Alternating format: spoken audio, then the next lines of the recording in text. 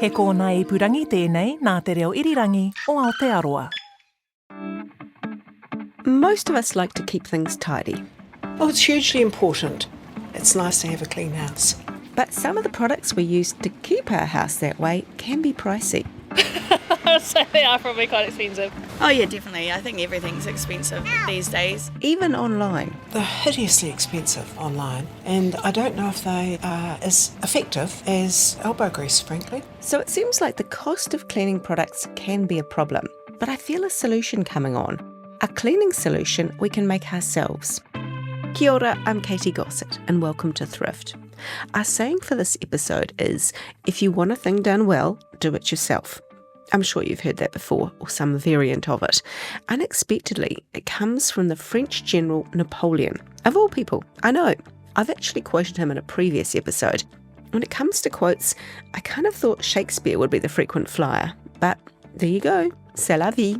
So if you want a product that will clean things well, and also be cheap, maybe it is worth trying to make one yourself. I have thought about making my own before. It's a good environmental option, but is it actually cheaper? Yeah, most definitely. Because you don't need a lot, like a little scoop will be enough. So that's Sonia Barrish. I've come to visit her in Kaiapoi, north of Christchurch. She makes her own outdoor skincare range, but also makes soaps and cleaning products, and has done for years. Basically, we just didn't really have a lot of money, and I needed to do as much as we can from scratch. And one of those areas where she thought she could make a difference was in cleaning products. It's something a lot of us think of doing, but we don't always follow through on it. So for me, for example, what's held me back? Am I just lazy? Yes, probably. Am I a procrastinator? That definitely. I also figured that it was complicated and tricky. But Sonia says, It takes like 5 minutes to whip up, so it's pretty easy. 5 minutes. Yeah, can make some up now if you wanted. Absolutely. and then I thought I'd have to handle chemicals that were, maybe toxic. Again, Sonia says, Like, they're not harmful as such. so now that I feel she's swept my objections aside, I think we better get into it. Tip 1 is getting the materials sorted. It helps to be tidy. That's not something that comes naturally to me, but Sonia has all her ingredients well labelled. Yeah. Otherwise you can't tell because they all just look like white powders.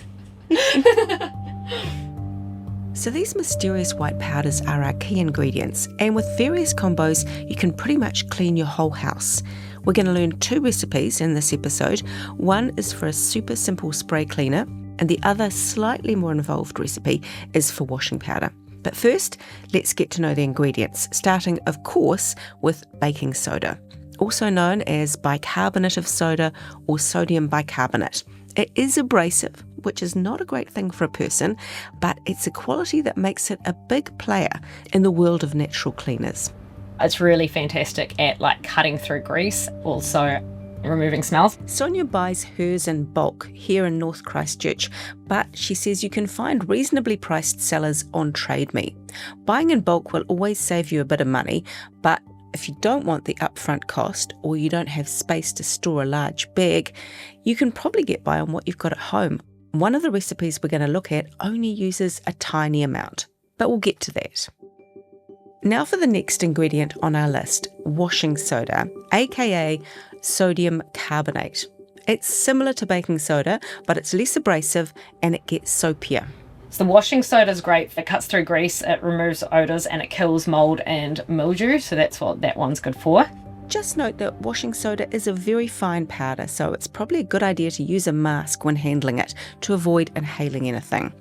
So that's a couple of carbonates, and just to make things really interesting, next on our list.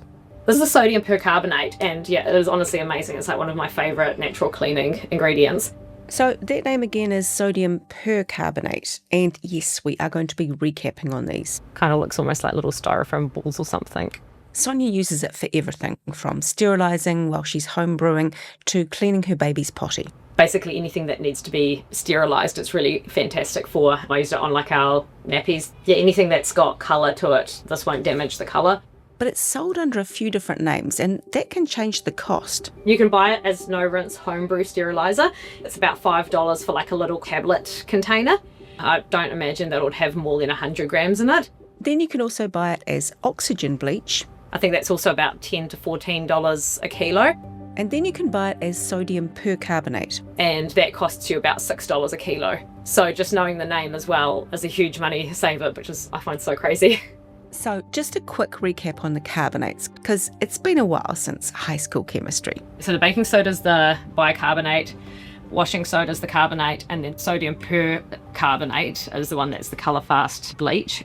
Then we have borax, the last of the white powders. The borax is great because it disinfects, keeps ingredients dispersed, and it maintains a good pH for cleaning. Not to be confused with boric acid, which is used in swimming pool cleaners. That one is quite toxic and you shouldn't use the boric acid, but the borax is fine to use. Borax isn't really poisonous, Although Sonia does use borax to kill ants. but like I wouldn't be worried if one of my children accidentally ate it, unlike an actual ant poison, which I definitely wouldn't want one of my children to accidentally eat. Definitely not. Last on the ingredient list, a couple of soaps, Castile soaps, originally made in the Castile region of Spain. These are simple soaps, normally made just with olive oil mixed with lye, although sometimes they might have another extra vegetable oil thrown in. Also known as 0% superfat soap. 0% superfat. Yeah, so that just means that after the soap making process, there's no extra fat left over. It's like a pure bar of soap. So we're going to use the pure soap in the washing powder recipe in a bit, but it's important to note that it is different from what we use in the shower. Body soaps can have a range of oils in them that are great and nourishing for our skin, but not so great for the washing machine. A lot of people complain that homemade washing powder clogs up their washing machines, but that's because they're probably using the wrong soaps. They're using one with excess oil. That's going to clog up your washing machine. Sonia makes her own Castile soap. We're not going to attempt that in this episode, although, FYI, It's not that scary. Once you know what you're doing, you can make 6 kilos of soap in like an hour or two. you can buy Castile soap from a soap maker or find it easily online. Castile soap also comes in liquid form, which makes it handy for putting in a spray cleaner recipe, as you're about to find out. So tip 2 is about starting small, what you can do with just 1 or 2 ingredients. So back to the baking soda. And a lot of people are already getting stuck in with this. Yeah, we use lots of baking soda. And Baking soda is good for everything. So you have chucked it around a few places. Oh, by the ton. So if you want to start small with baking soda, you can use it to, for example, remove odours from your carpet. You basically just sprinkle it on your carpet, leave it there for a wee bit, vacuum it up, and that's just the baking soda on its own. You can also just add a bit of water to baking soda and make it into a paste to clean, for example, a grimy bath. I know I've got one of those at home. Literally, you could just sprinkle it over the whole bath, grab like an old cut-up towel and just give it a wipe like that. You might notice we haven't talked a lot about vinegar. Sonia doesn't tend to mix baking soda and vinegar. I find vinegar's, really good for the windows and the mirrors and just on its own. Now, if you're ready to take things just a tiny bit further, here's Sonia's recipe for a super simple spray cleaner. It would be between a teaspoon to a tablespoon of baking soda, between a teaspoon to a tablespoon of the liquid soap, and then just top it up with warm water, give it a good shake, and then that's it. You can even get away with using less soap and baking soda. Or even like half of that if you're not as fussed on how strong it is. And so that's probably only about 20 cents worth of ingredients. Sonia reckons you can use that product on just about any surface, which means, in theory, at that price, you could potentially clean your whole house for under $1, even if you had to refill the spray bottle 2 or 3 times. Well, that makes it pretty cost effective. A quick online search shows that supermarket cleaners in a 500ml bottle range from around the $4 mark to just over $6. And just like a homemade cleaner, Sonia reckons those supermarket bottles are mostly water. You are paying for the packaging of the water, the spray bottle, and all the transportation costs with 95% water, which is quite crazy. Whereas if you make your own, you can adapt the strength to how dirty your house is. You've got a lot of freedom in terms of playing around with it. Yeah. So you could make up several bottles. You could call it strong, stronger, and strongest. Yeah. And one other simple cleaning solution, just before we get into our other recipe, Sonia leads me down the garden path. Constantly a little bit overgrown. A plant that some of us have in the garden that might be a fully formed cleaning product all on its own. Yeah, so this one is a yucca. which is the Spanish pronunciation, but it's often known as a yucca here in New Zealand. Sonia picks a fresh green leaf, which she takes back to the kitchen to scour with a butter knife. Just to expose that.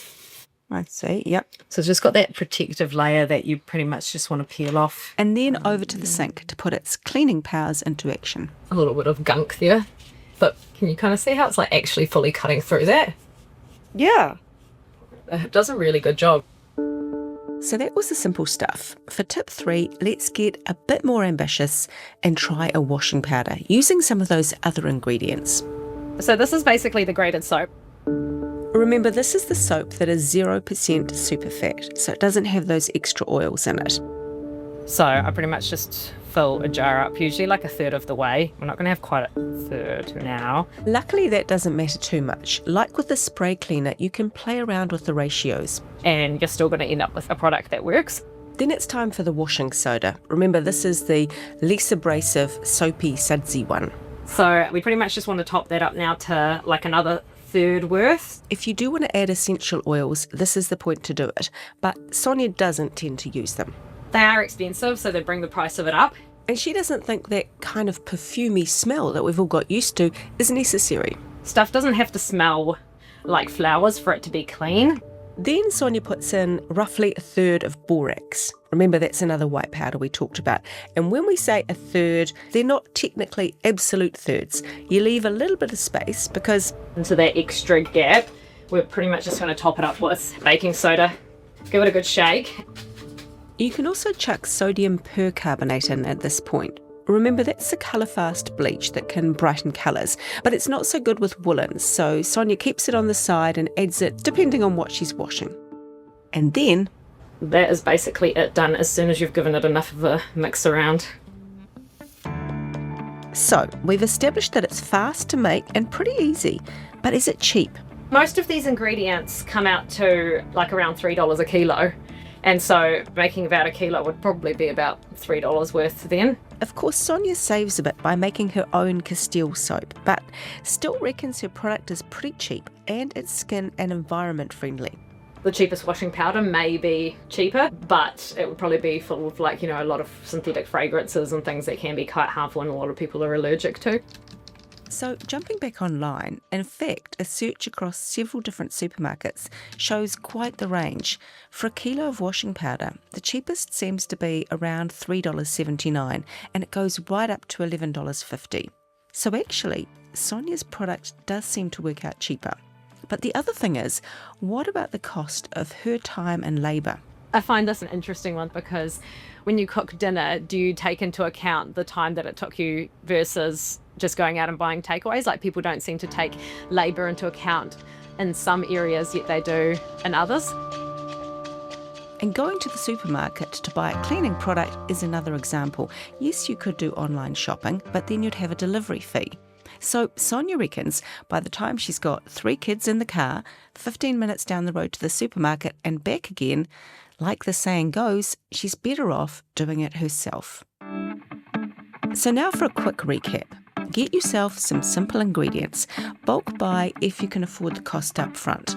Otherwise, start small. You can do a lot with just baking soda on its own, vinegar on its own, or mix baking soda and liquid Castile soap together for a really simple spray cleaner. Once you've got your head around that, give the washing powder a go. Play around with the proportions. Work out the recipes that get the dirty jobs done. Good luck. We'll put a couple of the recipes up on the RNZ website. Meanwhile, although I'm a procrastinator, I have actually already made a start. I've chucked some baking soda around our rather grubby bathroom and I made my own spray cleaner.